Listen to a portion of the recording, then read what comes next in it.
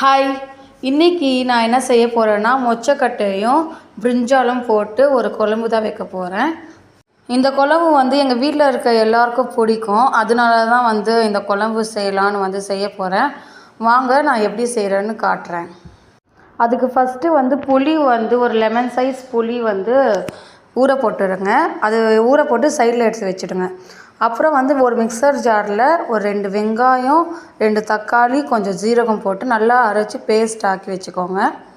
அப்புறம் மொச்சக்கட்டை பயிர் இருக்குல்ல, அது ஒரு 2 ஹவர்ஸ்க்கு நல்லா ஊற வச்சு அதுவும் நல்லா வேக வச்சுக்கோங்க.